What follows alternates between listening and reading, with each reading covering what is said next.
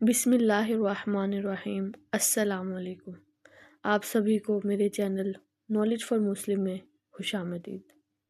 جیسا کہ میری پچھلی ویڈیو میں نے حضرت علی رضی اللہ تعالیٰ عنہ کا مختصر تعارف کیا تھا، اب ان کے متعلق چند واقعات ہیں جو قصے ہیں جو میں آپ لوگوں کے ساتھ شیئر کرنا چاہتی ہوں۔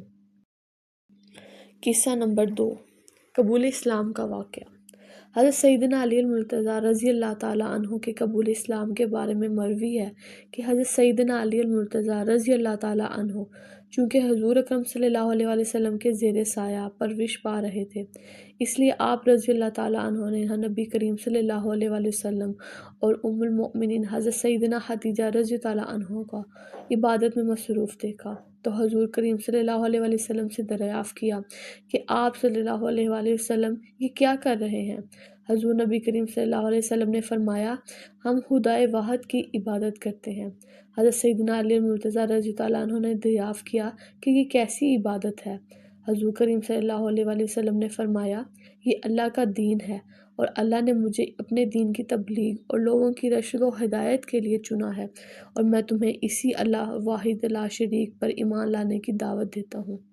حضرت سیدنا علی المرتضیٰ رضی اللہ عنہ نے جب حضور کریم صلی اللہ علیہ وسلم کی بات سنی تو حیران ہو گئے اور پوچھا کہ میں نے پہلے کبھی اس دین کے بارے میں کچھ نہیں سنا، اس بارے میں فیصلہ کرنا مشکل نظر آتا ہے، اس لیے میں اس بارے میں اپنے والد سے مشورہ کرنا چاہتا ہوں۔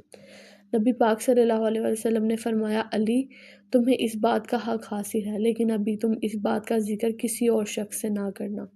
حضرت سیدنا علی المرتضیٰ رضی اللہ تعالیٰ عنہ نے حضور اکرم صلی اللہ علیہ وسلم سے وعدہ کیا کہ وہ اس بات کا ذکر کسی سے نہیں کریں گے۔ چنانچہ اس رات جب حضرت سیدنا علی المرتضیٰ رضی اللہ تعالیٰ عنہ سونے کے لیے لیٹے تو وہ اس بات پر غور کرتے ہوئے سو گئے۔ اللہ تعالیٰ نے آپ رضی اللہ تعالیٰ عنہ کے قلب کو روشنی عطا فرمائی اور آپ رضی اللہ تعالیٰ عنہ نے اپنے والد بزرگوار سے مشورہ کیے بغیر اگلے روز حضور اکرم صلی اللہ علیہ وسلم خدمت اقدس میں حاضر ہو کر ان سے عرض کیا کہ مجھے دائرہ اسلام میں داخل فرما لیں۔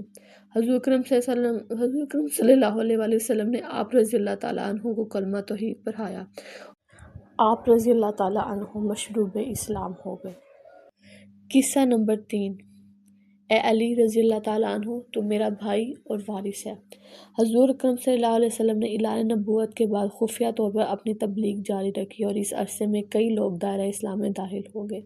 3 برس کی خفیہ تبلیغ کے بعد اللہ تعالیٰ نے سورۃ الشورى کی آیت نازل فرمائی جس میں حضور اکرم صلی اللہ علیہ وسلم کو اپنے قریبی رشتہ داروں کو دعوت اسلام دینے کا حکم ہوا۔ ارشاد باری تعالیٰ ہوا، اے محبوب صلی اللہ علیہ وسلم اپنے رشتہ داروں کو آخرت کے عذاب سے ڈرائیے۔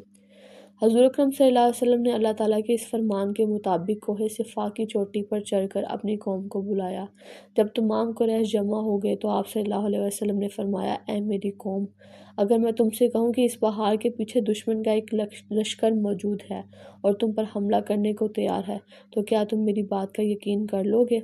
قریش نے بیک وقت ہو کر کہا، ہاں، ہم اس بات کا یقین کر لیں گے کیونکہ ہم نے تمہیں ہمیشہ سچا اور ایماندار پایا ہے۔ حضور اکرم صلی اللہ علیہ وسلم نے فرمایا، تو پھر میں تمہیں اللہ تعالیٰ کے عذاب سے ڈراتا ہوں اور دعوت حق دیتا ہوں۔ اگر تم لوگ ایمان لائے تو فلاح پاؤ گے اور اگر ایمان نہ لائے تو عذاب خداوندی تم پر نازل ہوگا۔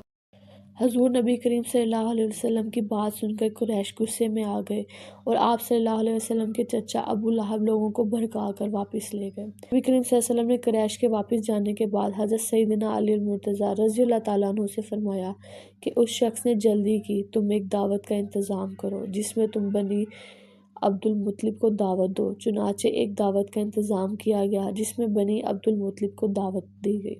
اس دعوت میں جناب عبد المطلب کے تمام بیٹے، حضرت سیدنا امیر حمزہ، حضرت سیدنا عباس رضی اللہ عنہ، جناب ابو طالب اور ابو لہب وغیرہ نے شرکت کی۔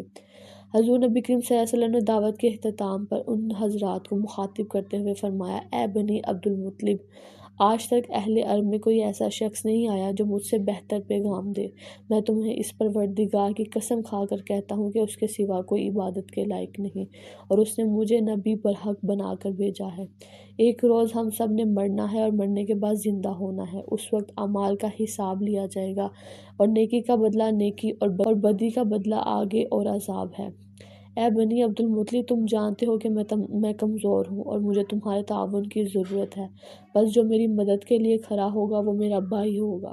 اب تم میں سے کون ہے جو میری اس دعوت کو قبول کرے؟ حضور نبی کریم صلی اللہ علیہ وسلم کی اس دعوت کو سن کر بنی عبد المطلب نے منہ پھیر لیا۔ حضرت سیدنا علی المرتضیٰ رضی اللہ عنہ کھڑے ہوئے اور بلا خوف و خطرہ گویا ہوئے، یا رسول اللہ صلی اللہ علیہ وآلہ وسلم، بے شک میں عمر میں اس وقت چھوٹا ہوں، کمزور ہوں، مگر میں آپ صلی اللہ علیہ وسلم کی مدد کروں گا، اور جو بھی آپ صلی اللہ علیہ وسلم سے جنگ کرے گا میں اس سے جنگ کروں گا۔ حضرت سیدنا علی المرتضیٰ کی اس بات کے جواب میں حضور نبی کریم صلی اللہ علیہ وسلم نے فرمایا، اے علی رضی اللہ تعالیٰ عنہ، تو میرا بھائی اور وارث ہے۔ حضرت سیدنا علی المرتضیٰ رضی اللہ عنہ کی کم سنی اور ان کی جسمانی کمزوری کا ابو لہب نے مذاق اڑانا شروع کر دیا، لیکن وہ بدبخت آپ کی قوت روحانی سے انجان تھا۔